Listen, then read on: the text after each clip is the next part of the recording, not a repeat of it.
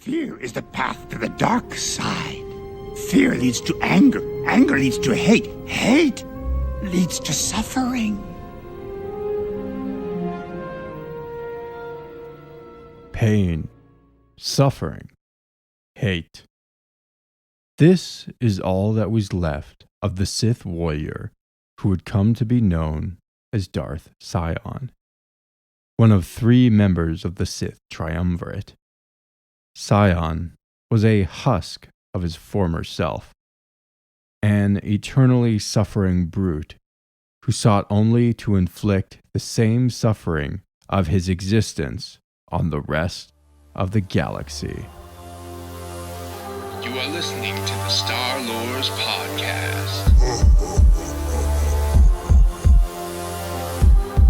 I find your lack of faith disturbing. Are you stuck-up, half-witted, scruffy-looking nerf herder? But I was going into Toshi Station to pick up some power converters.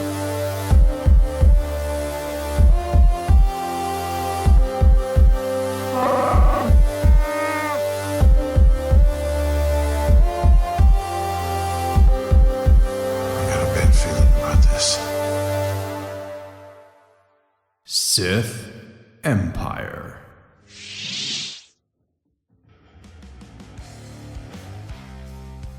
The man who would become Darth Sion was a human living in the shadowed days of the old Sith Wars around 4000 BBY.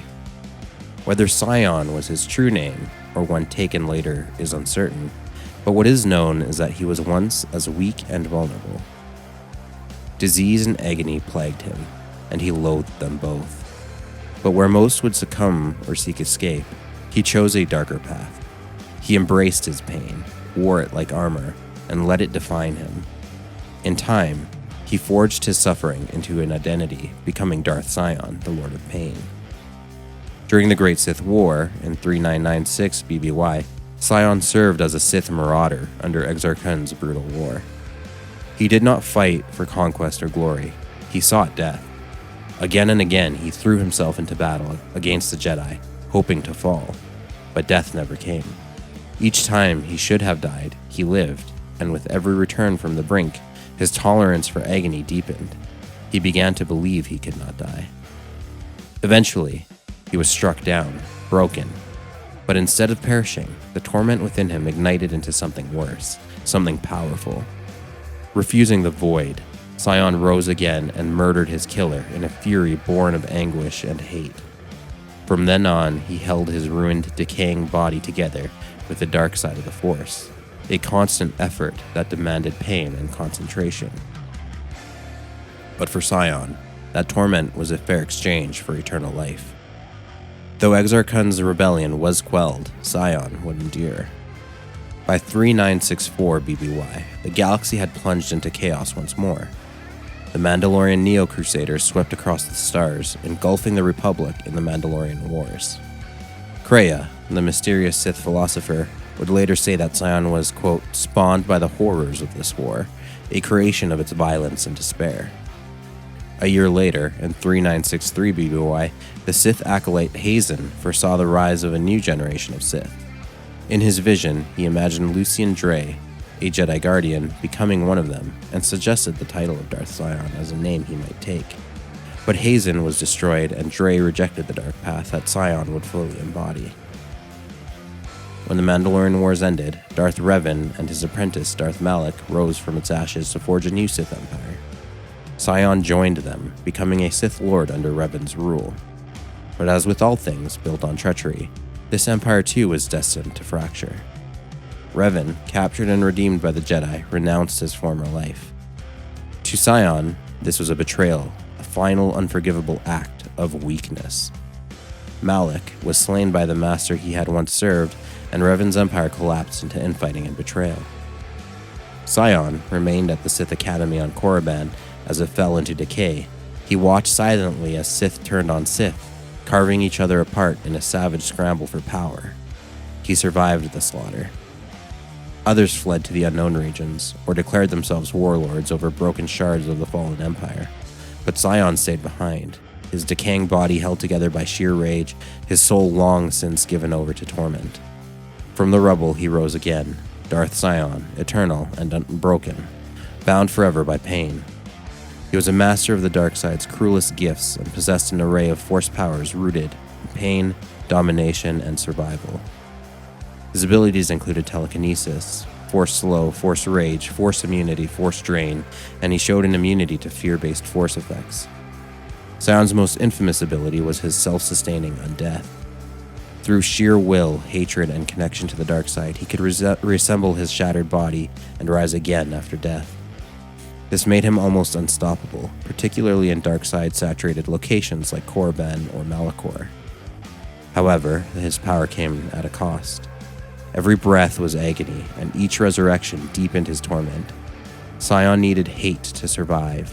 The Sith Lord Darth Plagueis would later cite Sion's grotesque existence as a cautionary tale of what the dark side could do to the body.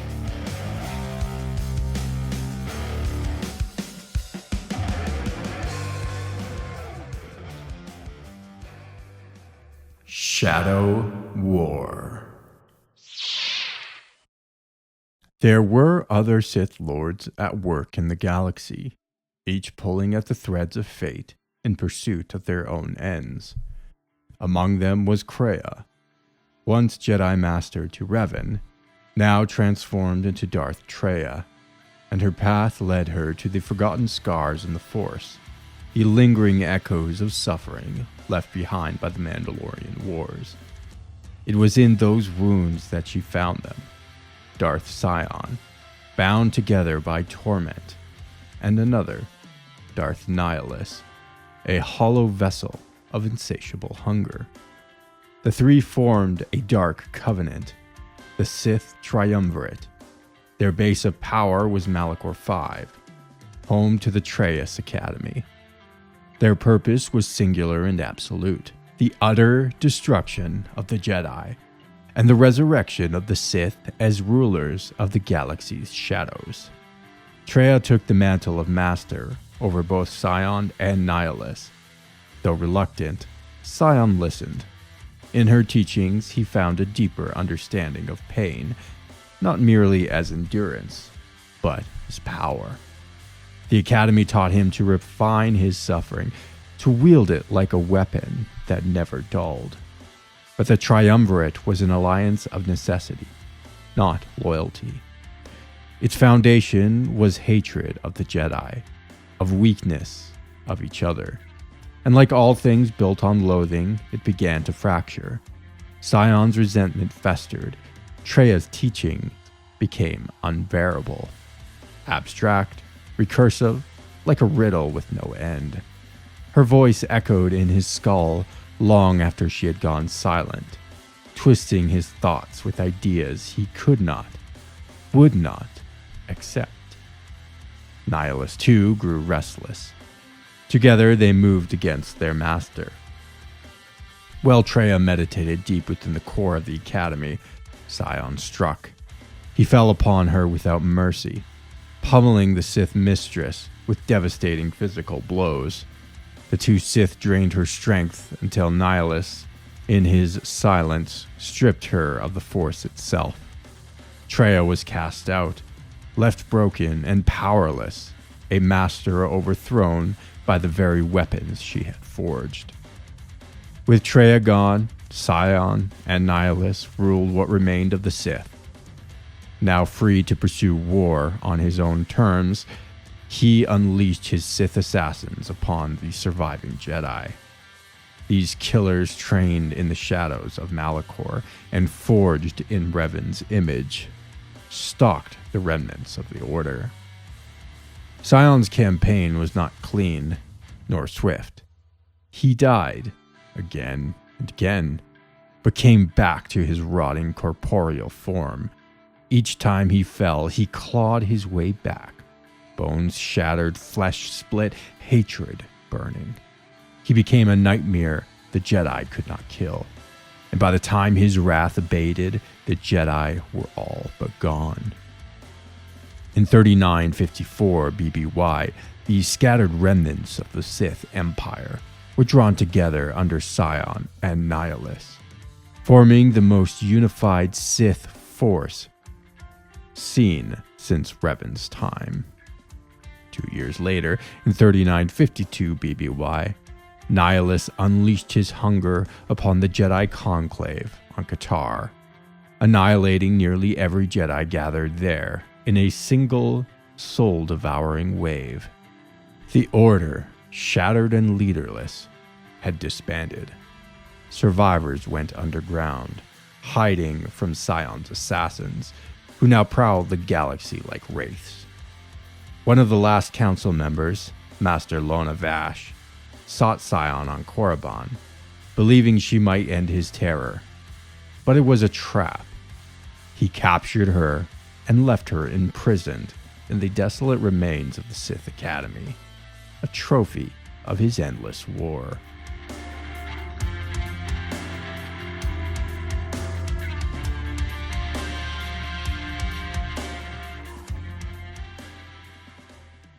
The Last Jedi. As the Jedi Order crumbled, one remained beyond the galaxy's reach, forgotten but not gone. Meetra Surik, a former Jedi Knight, had been exiled after the Mandalorian Wars for following Revan into battle and returning as something hollow. Atris, one of the few surviving Jedi Masters, saw an opportunity in Surik's return. To draw the Sith out from their lairs, Atris allowed rumors to spread, whispers that Surik was the last of the Jedi. The bait was laid. It was only a matter of time before the darkness came hunting again. Darth Sion took the bait. He studied Surik like a predator circles its prey, and when she emerged from the Outer Rim aboard the Republic vessel Harbinger, Sion moved to intercept, bringing with him a warship cloaked in shadow and crewed by his silent assassins. But Sion was not the only one seeking her.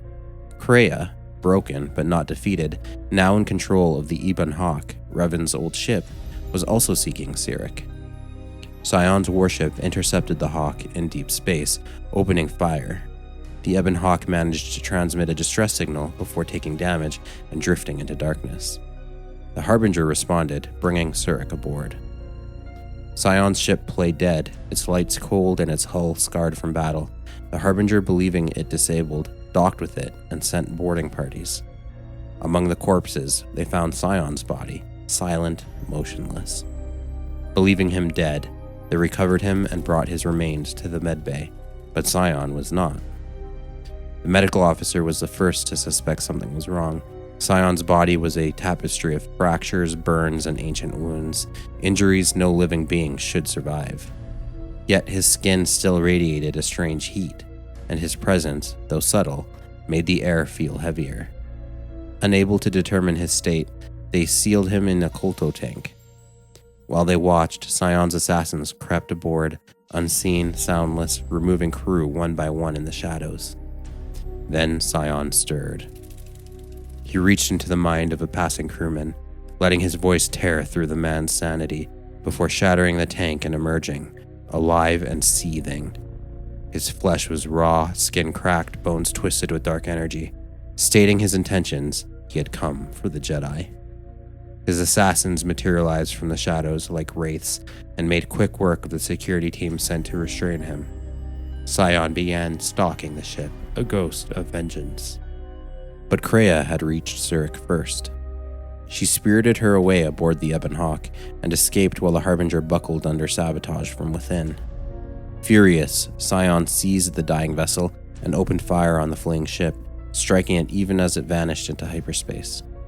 He pursued them to Paragus II, a lifeless mining world orbiting volatile asteroid fields.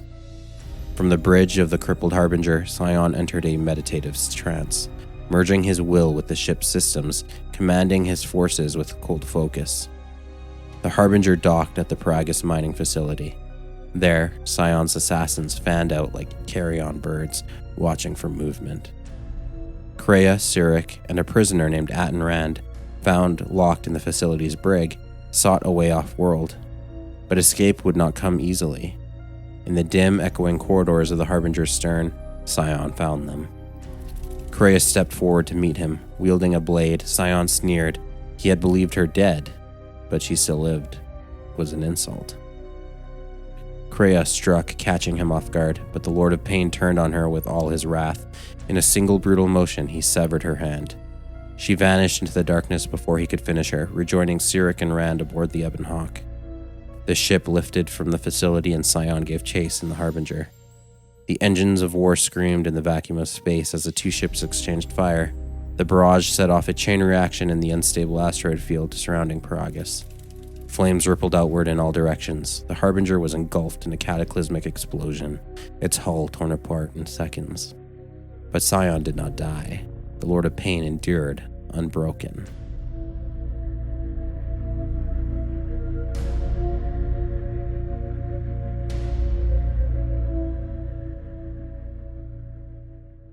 Korriban.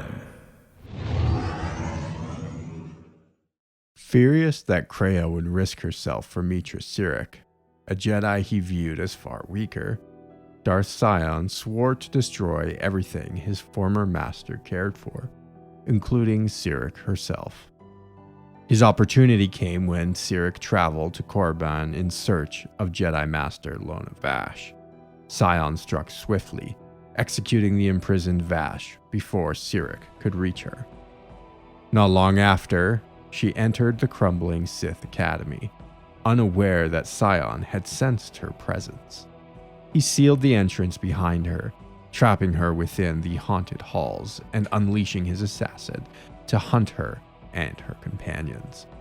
Navigating the deadly ruins, Sirik eventually discovered Vash's remains and managed to unseal the Academy doors. But Sion was waiting. They confronted each other at last. Sion, still embittered by Kreia, warned Sirik that her path would end in ruin, just as his had. A brutal fight followed. She wounded him, but Sion, sustained by sheer will and the dark side, regenerated his injuries again and again. At the height of the battle, Kreia reached out to Sirik through the Force, urging her to retreat. Recognizing the futility of the clash, Sirik fled. Sion, moved by her defiance and strength, ordered his assassins to stand down. He let her go, though not out of mercy. In her, he sensed something new, a feeling beyond respect, bordering on admiration. But admiration soon gave way to loathing. Sirik had begun to haunt his thoughts, and the Sith Lord, who saw emotion as weakness, came to hate her for stirring such turmoil within him. He knew their paths would cross again.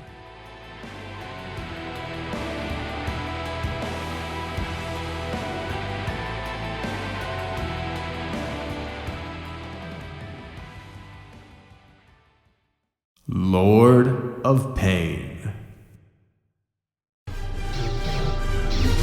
Now you realize the true power of the dark side. As long as the dark places of this world flow through the cracks of my flesh, I cannot be killed.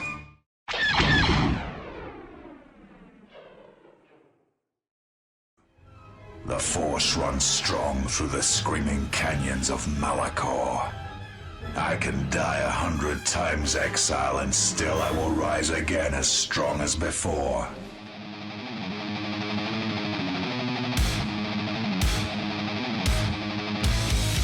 From the beginning, Darth Sion was a creature forged by suffering. He did not endure pain, he embraced it, wove it into his very essence, and allowed it to define him. His hatred was not a reaction, but a foundation, one that fueled his immortality and bound his shattered body to the physical world. Sion believed pain to be power, and through that belief, he transcended death. His torment became his strength, and in return, he vowed to inflict it upon every Jedi he encountered. The dark side of the Force sustained him, but within him flickered a paradox, a desire to heal.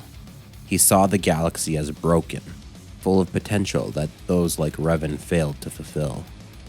This contradiction between destruction and salvation haunted Sion, though he rarely acknowledged it openly.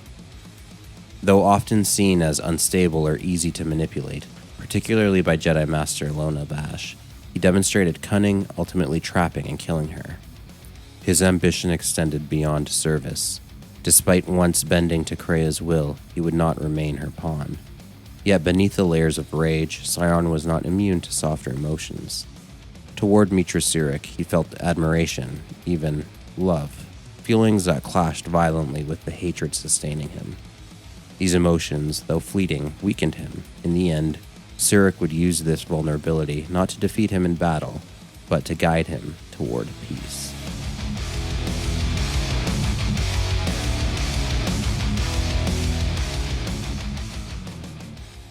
Death. To Sion, Krea was both mentor and tormentor. Her teachings were obscure, steeped in philosophy rather than power. He found her words maddening, viewing them as weakening the Sith instead of strengthening them. In time, this disillusionment led him to betray her, believing himself to be the true master. Yet, when she returned to Malachor V as Darth Traya, he submitted once more to her will, unable to sever their deeply rooted bond. Surik, by contrast, was a presence Sion could not ignore. Unlike Kreia, she did not cloud his mind with rhetoric. She simply was. He loathed how she existed in his thoughts without effort, without teaching, without challenge. And yet, he was drawn to her. Sion believed her to be weak, but her defiance and compassion gnawed at his hatred and disrupted the very force that kept him alive. In Surik, Sion saw both threat and salvation. After returning to the Treyas core, he prepared for Surik's arrival at Krea's command. Though he warned her to leave, his challenge was inevitable.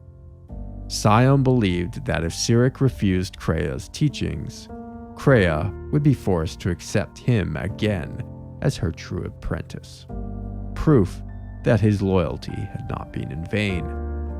Their battle was brutal, but it was not blades alone that defined it. Surik struck him down repeatedly, but each time he rose again, sustained by pain and fury. Between each clash, Mitra spoke, not to provoke, but to persuade.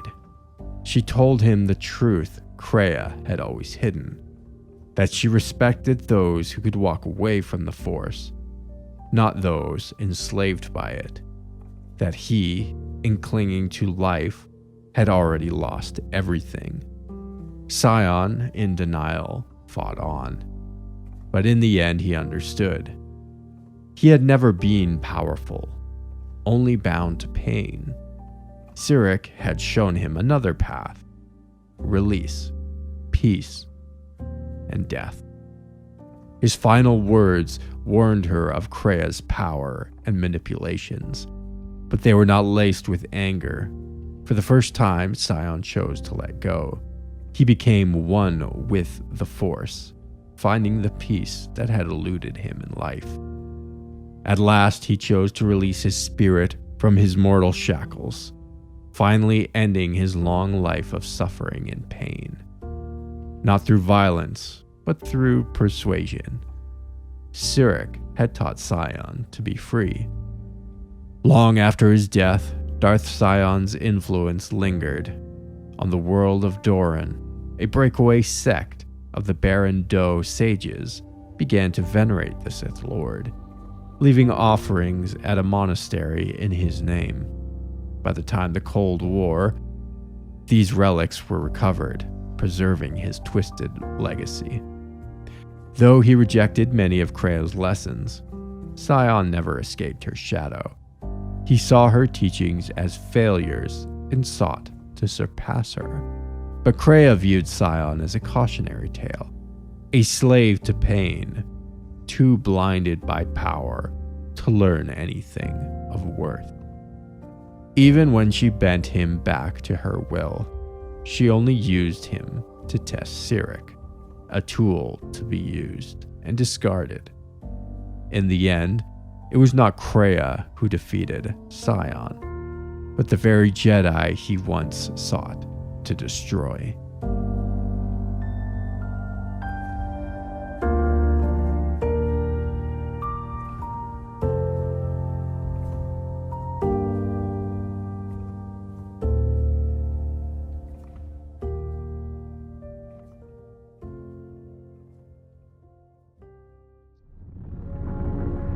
I will not fall. I cannot die. Why? Why did she choose you? What makes you able to defeat me? Defeat me here? It is not possible to walk away from such things unscarred. To keep living when the universe dies around you. The Force is who I am. The dark side fills me. It is what I am.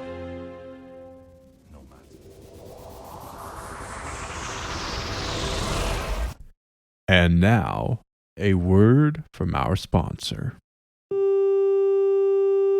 Tired of boring Jedi propaganda? Sick of HoloNet news that doesn't even cover the Sith side of the story?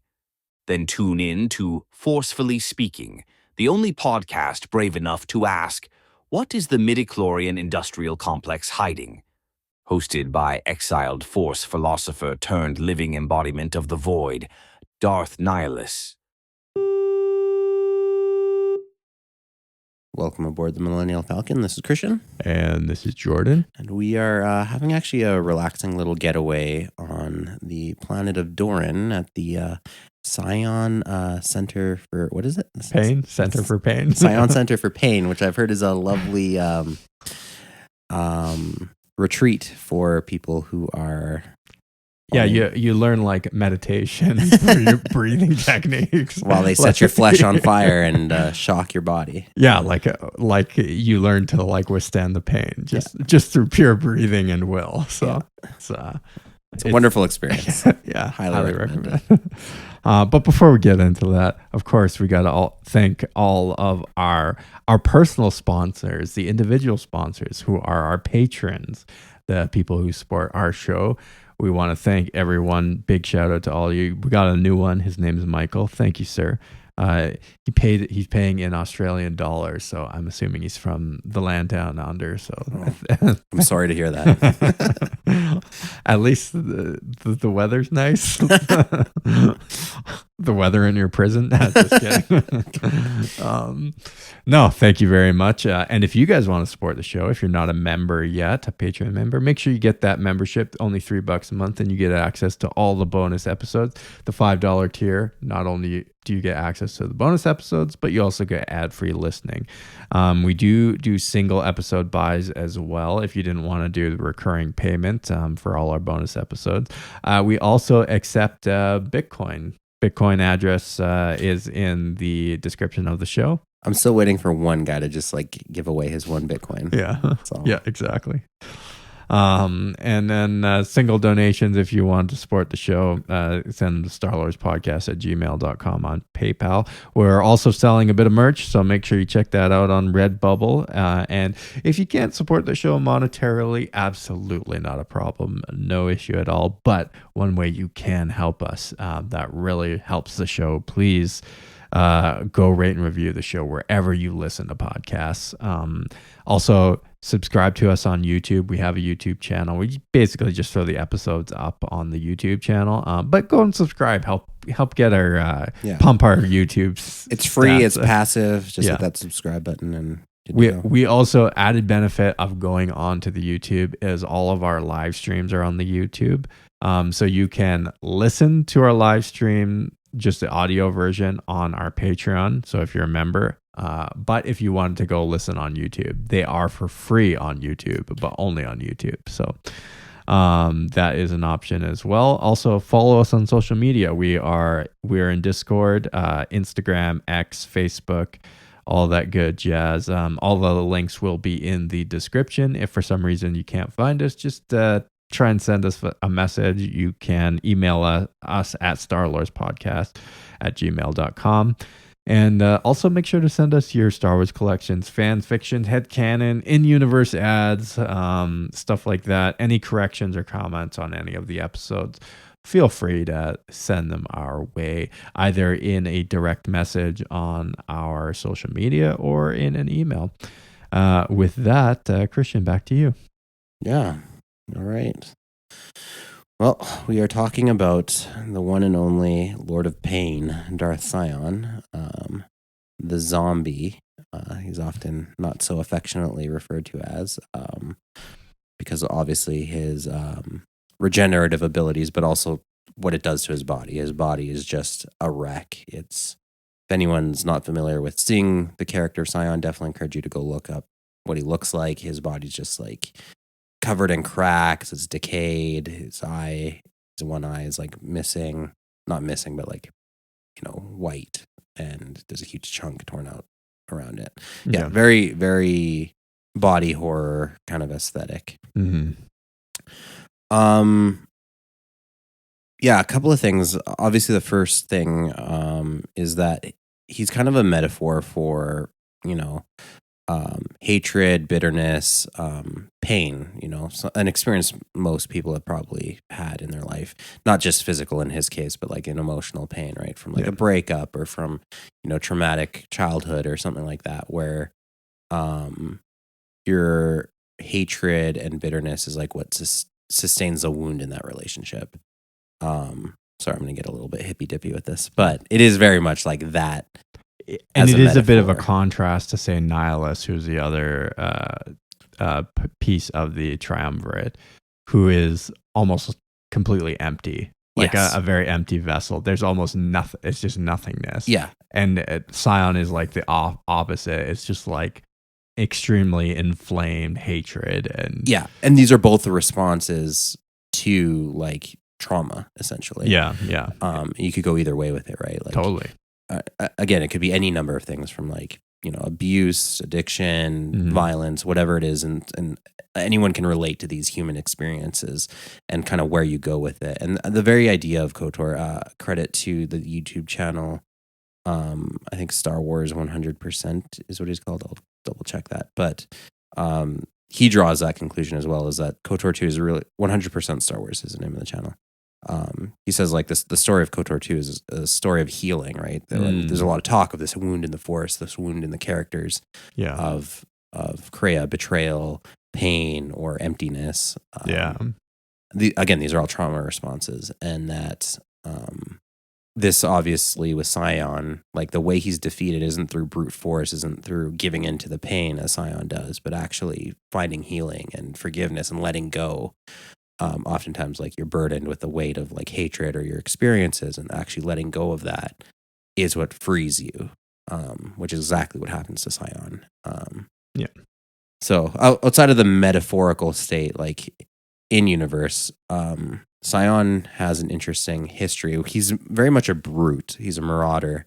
He's this like blunt force instrument. And I would even say, like, if you're thinking of, because my mind just always goes here for some reason, just like power scaling and like how powerful is he compared to Treya or Nihilus, and he's probably like a lot weaker, but it's just his endurance, right? Obviously, he can keep coming back. You can't really kill him, and he can endure so much pain. And in some ways, that maybe even I've wondered if it like hampers his force ability. Because he's in pain all the time, but he has that ability to just endure all the time, and there's no amount of pain that can kind of stop dissuade him. Yeah. So it's kind of a double-edged sword. A lot of his weaknesses are also his strengths. So no, that's certainly there. And he just becomes this relentless force of nature. Like, he gets struck down multiple times through different eras, and he still gets back up and is still after you. So like eventually you will succumb just out of sheer exhaustion, if nothing else. really quick side note.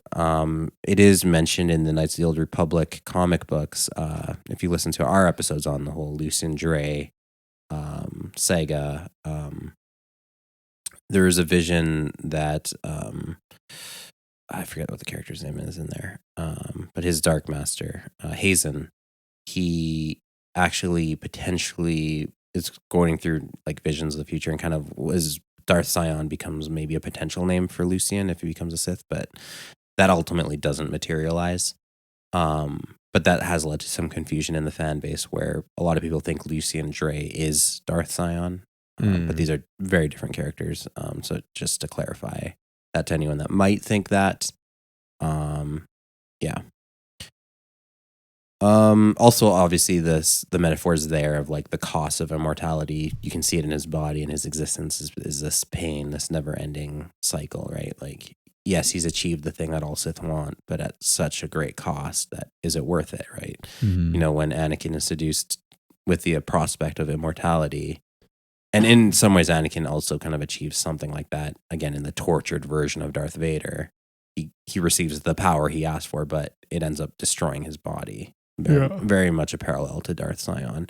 And again, that whole idea of like corruption, the power of corruption, or the corruption, power and corruption, right? Like how they are interchangeable. A little maybe glazed over fact, at least I glazed over it as a young teenager playing KOTOR 2. Sion actually does seem to have some kind of like obsession / love of Mitra Sirik. Yeah. I never caught that on my playthroughs. There are, if I remember correctly, there are definitely dialogue chains you can go through, which will lead to that kind of conversation, but it's not all the time. So even if you did play through it, you may not have caught that as much, depending on the dialogue. What dialogue you selected. Yeah. But yeah, I do remember it because I played through it. I probably played through it 4 or 5 times, and I think I do vaguely remember something in that. Yeah.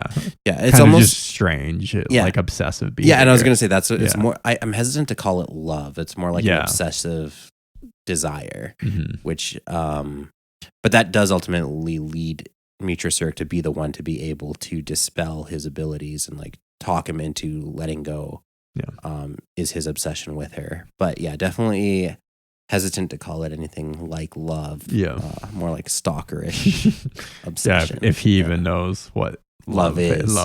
But it is something that does break through his like pain, right? Like that is what makes her such an interesting character to him, is that she causes him to feel things that he didn't know he could feel, right?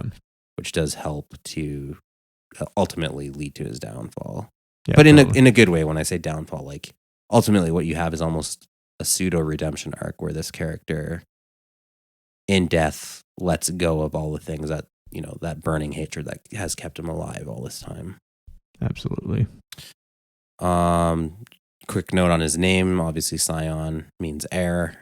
I never really saw a reason for that title. Like oftentimes Sith names will have like Sidious is insidious and he works behind the scenes, right? I've never really felt with Sion, like Nihilist, same idea. Yeah, nihilism. Betrayal. Like those are very on the nose, but Sion was always kind of an outlier to me. I never really saw the connection between the meaning behind his name and...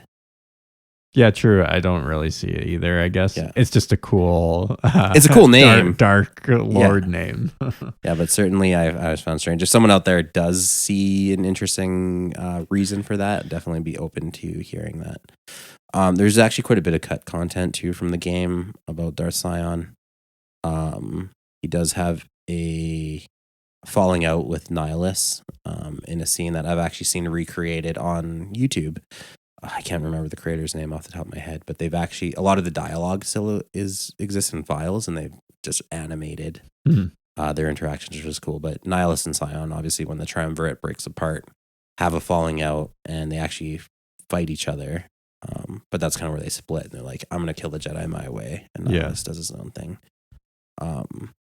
Also interesting to note that Sion does eventually come back around to Kreia in the end too, and just continues as in that subservient role. So Yeah. he really is broken and enslaved by his abilities, which, listening back to the Kreia episode, is everything that Kreia hates about Sith dependency on the Force is embodied in him. Mm-hmm. Kind of last point, Darth Sion, and this is kind of maybe a little foreshadowing for our next round of episodes here. He started out during Exar Kun's rebellion, so it actually brings him quite a bit back into the timeline. So before KOTOR 1, and back a little while, and that is going to be the next kind of era we're going to move into. So just as a heads up, like the Ula Keldroma story, Nomi Sunrider, we're going to get into those characters.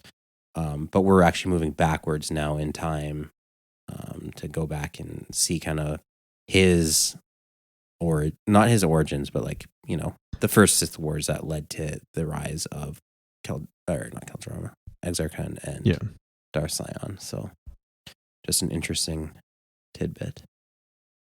Cool. But yeah, beyond that, Sion is kind of a simple character. I guess he wears his themes on his sleeve or on his body very obviously. All that like exposed musculature that's been open just sits open to the air. Yes. Horrifying, grotesque thought. Yeah.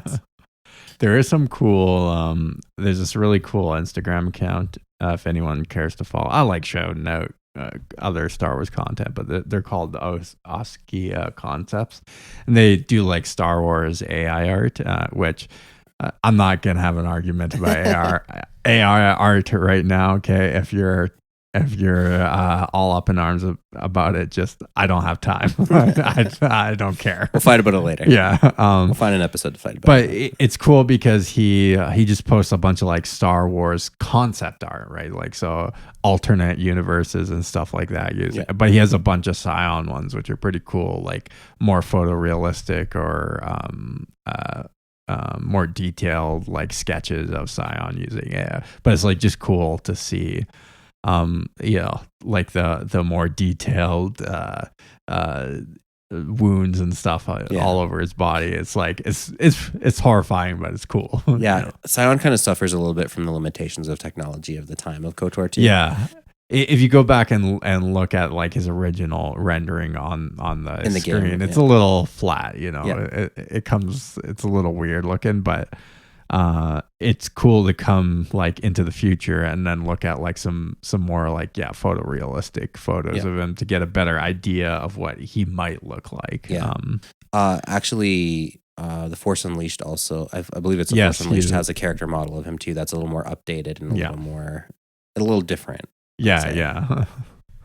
I've seen the I never played the skin or whatever, the character of him in Force Unleashed, but I have seen the pictures. I think he actually does look better in the Force Unleashed, but just because the graphics are a little better. But cool. Any final thoughts on the Lord of Pain? Not really, but we do have some mailbag we can get into if you want. Right. We got a few messages from the fans. All right, this first one is from a Patreon member called Octopus Battleface, and this is in reference to episode 115, Darth Nihilus. So as we were just talking about, recent episode. And he says, fun fact, the Nihilus action figure allowed you to take his cloak off, and he has dreadlocks. Okay, so in line with the concept art that we discussed. Yes, and I did look this up, and it is indeed true. Now, this is a discontinued line of Darth Nihilus. I don't know if it's canon necessarily, but for some reason they put dreadlocks on the action figure. So that is interesting. So you can maybe infer, what species he was or something like, or what culture he was, just by that. And then we had another email, and this was from a guy named Jeremy, and this is kind of cool. Not so much a correction, more like a comment on our martial arts episode that we had a while back. I can't remember what episode that was, but if you just look martial arts in our catalog, you'll find it. But he says, so this is his email. In the episode, you asked if the martial arts in Star Wars were based on any real martial arts. Now, if someone had answered this, I've only heard a few episodes after this one. He says they are loosely based on real martial arts. So Ichani is loosely based on Kung Fu, with its many different styles and classic Kung Fu movie trope of school fighting each other to see who is better, kind of a form of communication on who is the strongest / best. And then he says the Terrace Cassie fighting form is Muay Thai, so that would be the analog in real world, or a Krabi Krabong. I'm not familiar with that, but I guess it's probably similar to Muay Thai. So with its use of 8 weapons, feet, knees, fists, and elbows, blades, stick, and grappling, along with naming the moves after beast attacks. Okay, so that's interesting. And he says the Nogri Stava form is would be similar to ninjutsu, including pressure point and nerve strikes, various attack and gymnastics, including using a variety of weapons, including fighting sickles, kama and kusarigama, chain and sickle. It's like that ninja weapon. It's like a sickle and a chain attached to it. Yeah. Almost like a flail on the other end. Yeah. And then the Wookiee Rushi fighting style is boxing or Greco-Roman or wrestling or pancration. These styles require a lot of upper body strength, mostly use the arms for attack and do body grapples and throws. Pancration is the world's first mixed martial arts that was an Olympic sport in ancient Greece. Interesting. So he says, hope this helps. Thanks. And then P.S. interesting historic note, Spartans were not allowed in the Olympic pancration due to not being able to, quote unquote, turn off the military version of the style and not kill people. So I didn't fact check that, but okay, I'll take your word for it. Yeah, that's cool. Yeah, I think that's really sweet. I'm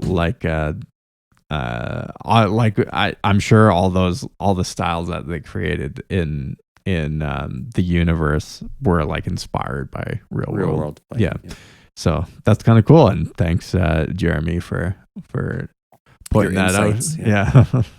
So, I don't know if you had anything you wanted to add onto that, Christian. No, those are just some cool facts. That's the kind of stuff I love learning about, right? Like, yeah, totally. If anyone's listening and they like have an insight about any of the topics we've talked about in the last 100-something episodes, like feel free to drop a line, even if it was an old episode. Yeah, totally. Yeah, we'll go right back into the library and we'll dig her up. Just if you do,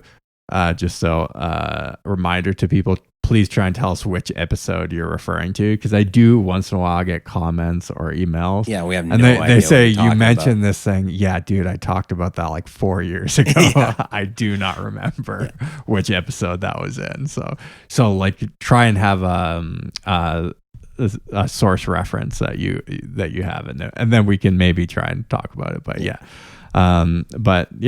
so pretty cool. I just want to remind everyone to make sure you follow us on all the social media, rate and review the show if you guys want to help spread the good news of the best Star Wars podcast on the HoloNet. Sorry. And thanks for listening once again. We will see you later. Let's get back to this flogging session. Yeah. Hurts so good.